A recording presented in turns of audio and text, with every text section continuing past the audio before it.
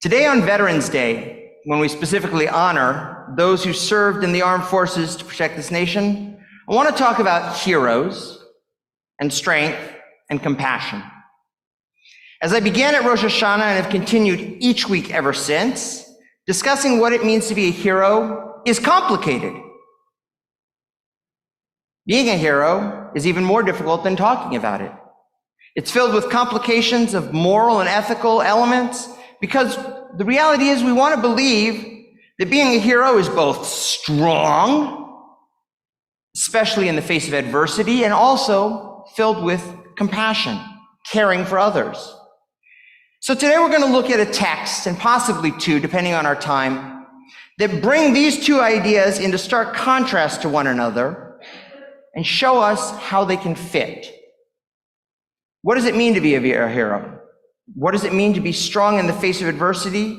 And how do we go from strength and compassion to combining them? So, if you look at the sheet that you have in front of you, and for those at home, we have it up on the screen. There's a common text that is often studied in Pirkei Avot. Pirkei Avot is the ethical teachings of the Mishnah. It's a series of ethical teachings, aphorisms that don't have Talmudic expansion upon them, but sit as their own. And there is one that is very well known that says, Ezehu Gibor. Who is a Gibor? Gibor means a hero, but it also means who is strong. And this is a very well-known text, if you know it, or if you haven't seen it before, but it is commonly quoted in sermons and in articles, and it says, Ezehu Gibor hakovesh et yitzro. A Gibor is the one who is able to conquer their own inclination. I can conquer my inclination, meaning my evil inclination specifically. I can conquer it and harness it to do good. I want to steal, but I'm not going to. I'm going to harness that energy because I know I want that money, so I'm going to go out and get a job to make the money. Simple, oversimplified, but you get the idea. As with everything, there is an alternative text.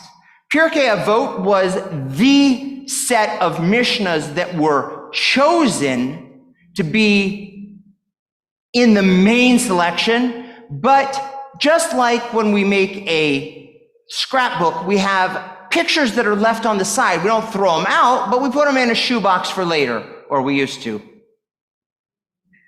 Anybody remember shoeboxes of pictures, right?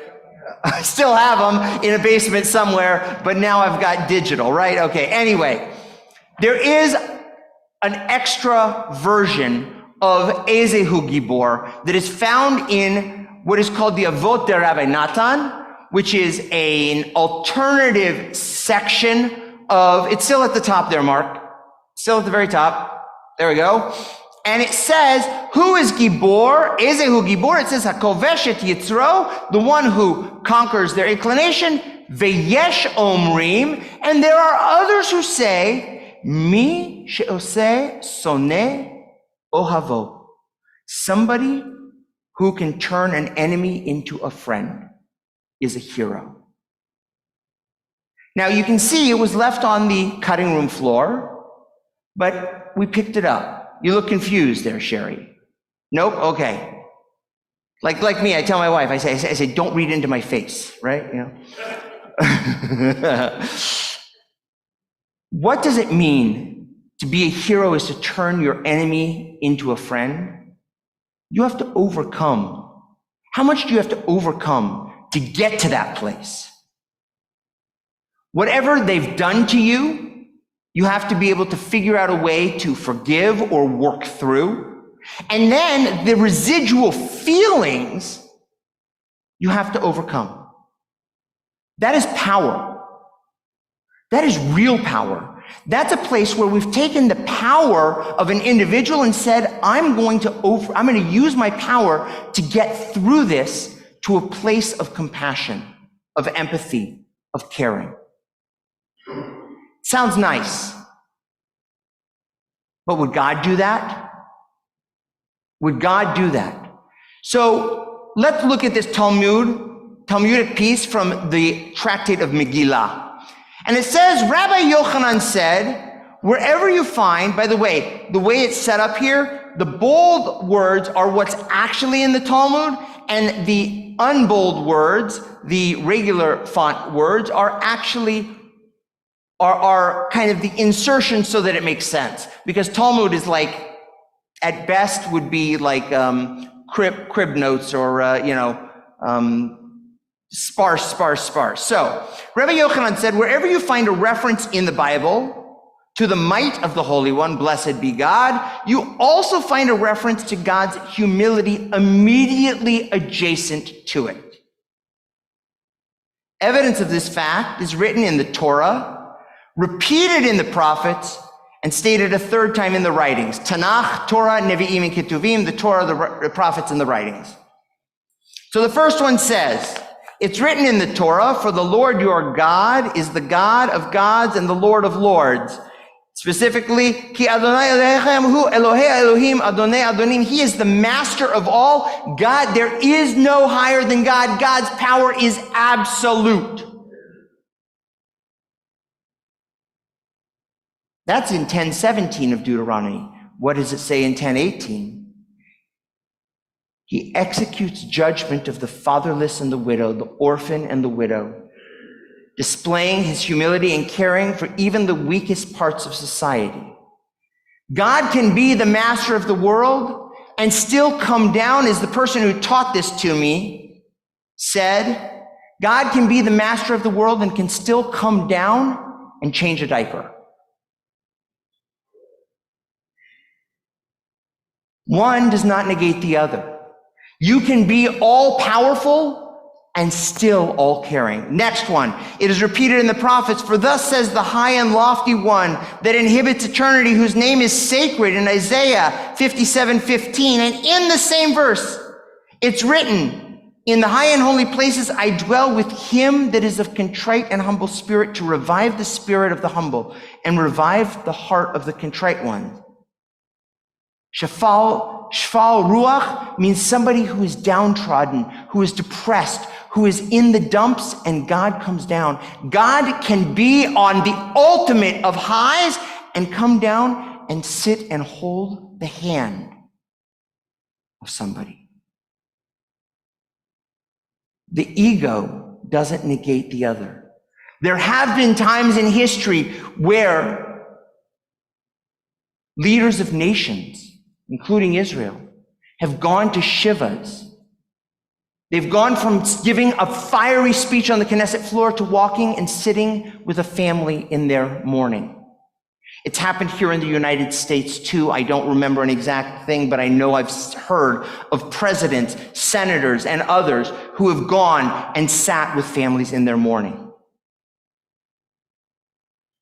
It's stated a third time in the writings, extol him who rides upon the clouds, whose name is Lord. And it's written immediately after, a father of the fatherless and a judge defending the widows. My friends, it's absolute and clear that God can be both giant, powerful, and can also be compassionate. We who have been commanded to walk in the path of God, the ways of God, can also find ourselves being absolutely powerful when it comes to defending ourselves and recognizing that there are those who are downtrodden. Somebody called me this week and said, Rabbi, what do you think of the fact that Joe Biden appointed Kamala Harris as the head of a movement to look into Islamophobia? Why do we need that right now? Anti-Semitism is 400%. It's the number one hatred in the United States being expressed. Why do we need that? And my answer to this person, they weren't very happy with it. My answer was, because one doesn't negate the other. People of the Muslim faith are facing attacks in society. And just because they're Muslim, doesn't necessarily mean, and even if it does, but it doesn't necessarily mean they hate Jews. Definitely not. I sat with an Islamic cleric the other day. We disagreed about Israel, but he agreed that anti-Semitism is a major problem. One doesn't negate the other. We can be strong and defend ourselves, and we will. Oh, yes, we will. But we can also acknowledge that others are trampled, and we can say that they too deserve to be protected. One does not negate the other. During Kiddush, for those that want to see a medieval gloss on this that takes it to the next level and is brilliant, we'll sit at a table. So please bring your sheets. For now, we're going to continue with Musaf.